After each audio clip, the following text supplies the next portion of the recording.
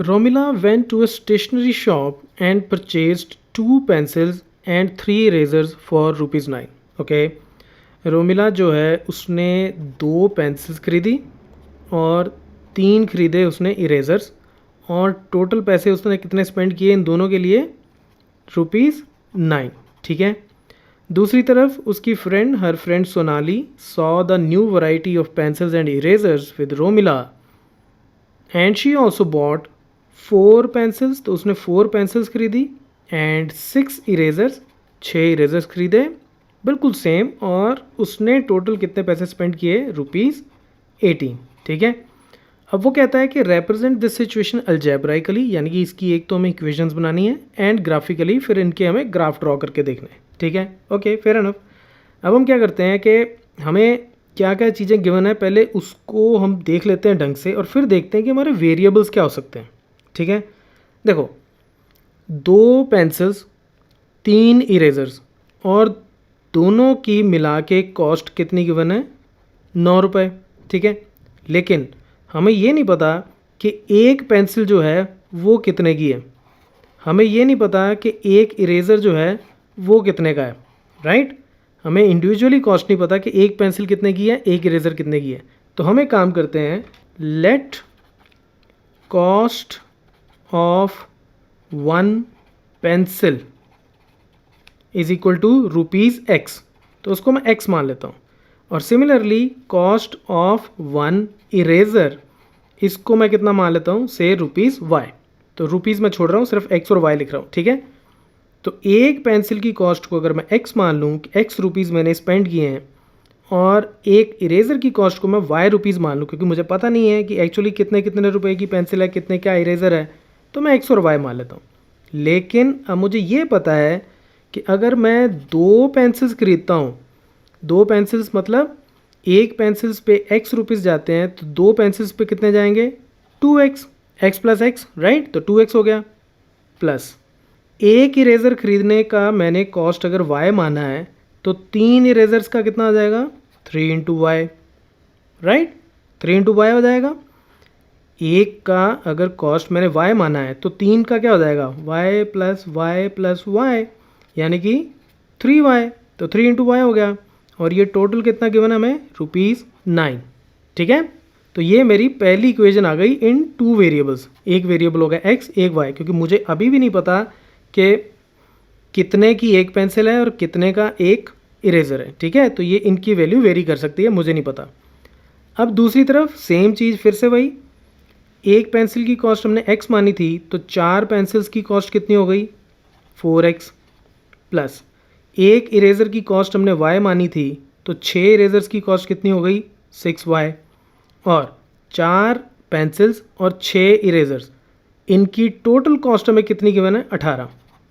तो ये आपको समझ में आ गया। मैं फिर से बताया था, देखो ये जो 2X मैंने लिखा है, ये 2 पेंसिल्स की टोटल कॉस्ट है। ये जो 3Y लिखा है, ये 3 इरेज़र्स की टोटल कॉस्ट है। तो 2 पेंसिल्स और 3 इरेज़र्स जब उसने ख़रीदे थे, तो टोटल ₹9 स्पेंड किए थे। तो यानी कि ये जो अमाउंट उसने पेंसिल्स पे स्पेंड किया, ये अमाउंट जो उसने इरेज़र्स पे स्पेंड किया, इनको ऐड करूँगा तो 9 मिलेगा। सिमिलरली मेरे पास ये भी एक इक्वेशन आ जाएगी। तो ये मेरे पास क्या आ गया अब? Pair of linear equations in 2 variables. दोनों में वेरिएबल क्या है? X और Y। ठीक है, और 2 इक्वेशंस हैं, तो pair of linear equations in 2 variables हो गया। तो ये अलजेब्राइकली मैंने इसको रिप्रेजेंट कर दिया। ठीक है, अब वैसे ग्राफिकली इसको रिप्रेजेंट करने से पहले ना मैं आपको एक छोटी सी चीज़ और समझाता हूँ। अगर आप इस इक्वेशन को ढंग से देखो ना, ध्यान से देखो, तो ये जो है मेरे पास 4X plus 6Y is equal to 18। अब इन दोनों तरफ 2 कॉमन है। ठीक है, तो ये हो जाएगा 2X plus 3Y is equal to 18। तो 2 उधर जाके अगर डिवाइड हो जाए तो हो जाएगा 2X plus 3Y is equal to 9।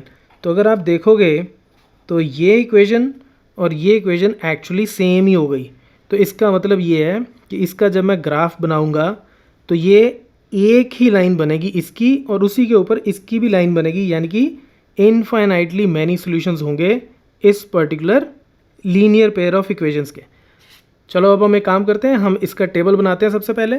तो अब सबसे पहले मुझे एक टेबल बनाना है यहाँ पे, और कम से कम 2 वैल्यूज़ मुझे निकालनी है x और y की, लेकिन रिकमेंडेड क्या है कि आप हमेशा 3 वैल्यूज़ निकालो। मैं 2 निकालूंगा, ठीक है। तो x यहाँ लिख लेता हूँ, y यहाँ लिख लेता हूँ। अब 2x plus 3y is equal to 9। तो x और y की वैल्यूज़ वो वैल्यूज़ निकालनी है जो इस इक्वेशन को सेटिस्फाई करती हों। तो उसके लिए सबसे आसान तरीका क्या होता है कि आप x को एक तरफ रख लो या y को एक तरफ रख लो, कुछ भी कर सकते हो, बाकी सबको उधर ले जाओ।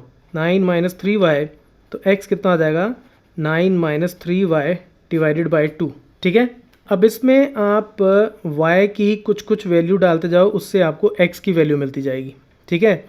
तो कोशिश ये करो कि जब इसको सॉल्व करो तो इंटीजर वैल्यू आए, उससे ग्राफ पे प्लॉट करना आसान होता है। तो मैं एक बार देख लेता हूँ, अगर मैं इसमें y की वैल्यू 1 पुट करूँ, अगर मैं इसमें y की वैल्यू 1 पुट करूँ तो x कितना आ जाएगा 9 minus 3 by 2 which is equal to 6 by 2 यानी कि 3। तो x की वैल्यू हो गई 3 और वहाँ पे y की वैल्यू कितनी हो गई 1, ठीक है। जब y 1 था तो x 3 हो गया, ठीक है। अब अगर मैं इसमें y की वैल्यू 2 पुट करता हूँ तो ये फ्रैक्शंस में आ जाएगा, लेकिन अगर मैं इसमें 3 पुट करता हूँ, y की वैल्यू 3 पुट करूँ तो मुझे x कितना मिलेगा। अगर y को मैं 3 पुट करूँ तो x मेरा हो जाता है 9 माइनस 3 इंटू 3 इंटू 3 बाई 2 यानी कि 9 minus 9 by 2, 0 by 2 is equal to 0। तो ये 0 हो जाएगा। तो x 0 और y 3। इसी तरह से आप एक पॉइंट और ले सकते हो, उससे क्या होता है कि कंफर्म हो जाता है कि आपका ग्राफ जो है बिल्कुल सही बना है। क्योंकि 2 पॉइंट्स, जैसे मैं अगर एक ग्राफ के ऊपर कोई 2 पॉइंट अगर प्लॉट करूं और उनको ज्वाइन करूं तो लाइन तो स्ट्रेट ही बनेगी, लेकिन अगर इनमें से कोई भी एक पॉइंट मैंने गलत ले लिया हो तो सकता है कि ये लाइन इधर बनने की बजाय कहीं और बन जाए। लेकिन अगर मैं 3 पॉइंट लूँगा और तीनों अगर एक ही लाइन पे आ रहे हैं तो उससे कंफर्म हो जाता है कि जो 3 पॉइंट्स मैंने निकाले हैं वो तीनों ठीक हैं, राइट। अब एक टेबल तो हमने इसका बना लिया, इस वाली इक्वेशन का। अब ऐसे ही एक टेबल इसका बना लेते हैं। तो ये मैं यहाँ पे एक टेबल बना लेता हूँ और ये इक्वेशन मेरे पास क्या है 4x plus 6y is equal to 18, ठीक है। तो इसमें मैं एक काम करता हूँ, 4x को इधर रख लेता हूँ तो ये हो जाएगा 18 माइनस 6y यानी कि this implies x is equal to कितना आ जाएगा 18 माइनस 6y डिवाइडेड बाई 4। फिर से वही बात, y की वैल्यू अगर मैं इसमें से 0 पुट करूं, अगर मैं y को इसमें 0 पुट करूं तो x मेरा कितना आ जाएगा।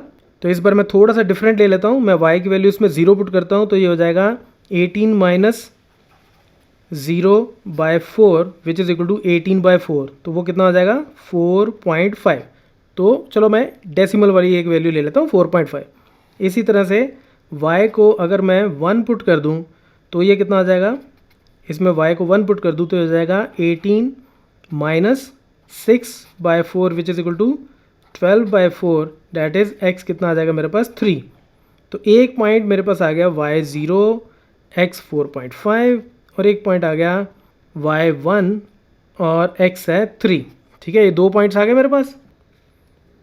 तो अब मैं पहली क्वेश्चन का ये चार्ट ले लेता हूँ, x की वैल्यू 3 यानी कि ये 0 1 2 3, तो ये, और यहाँ पे y की वैल्यू 1 तो y मेरा 1 यहाँ पे आ गया, तो ये मेरा एक पॉइंट आ गया। उसके बाद 0 3 x 0 और y 3 यहाँ पे आ गया। तो इन दोनों को अगर मैं ज्वाइन करूँ तो ये पहली इक्वेशन का मेरा लाइन ग्राफ बन जाएगा। तो ये मेरा लाइन ग्राफ ये बन गया, ठीक है।